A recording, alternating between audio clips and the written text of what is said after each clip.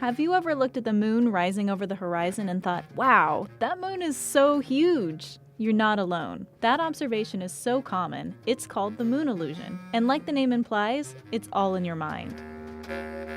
The moon's orbit around the Earth is not a perfect circle.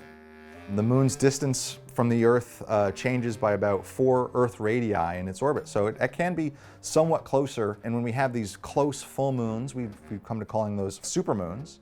Supermoons are about 17% larger than an average full moon and about 30% brighter, but they only happen around once a year.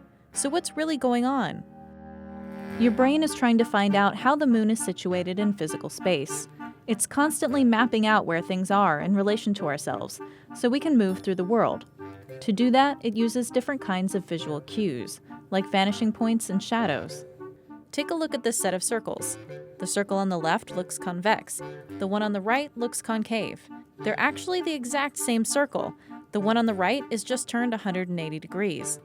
Why do we see things this way? Scientists believe that this is because our brains have evolved under the assumption that light usually comes from above us. To explain this further, we're actually going to head to the moon with the astronauts from Apollo 12. Hey, Houston Intrepid. Intrepid Houston, go ahead. We're having a little trouble judging distance. Depth cues on the moon don't really look like what we see on Earth. A rock 10 meters away could look like it's 100 meters away. So on the Apollo 12 lunar mission, astronauts used the length of their own shadow to approximate distances. How long's my shadow? Intrepid, your shadow length on a level surface is 250 feet. You gotta be kidding me. Okay, my shadow's 230 feet long. We're really misjudging distances. This can help explain how our brains struggle to perceive things in space. But even back on Earth, you don't even have to be on the ground to experience the moon illusion. We've also heard that the pilots, when they're flying at 35,000 feet, they also, they're way above the horizon. Their horizon's much more extended than it is when we're here on the ground.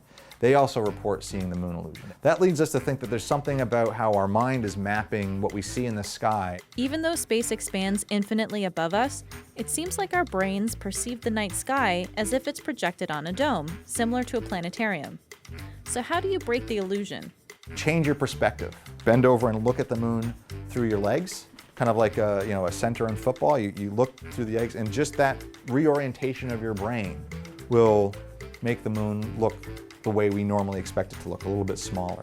One trick that might make you look a little less silly is to hold your thumb up to it. This will give your brain a better frame of reference. The moon will stay the same size compared to your thumb, whether it's low on the horizon or higher in the sky.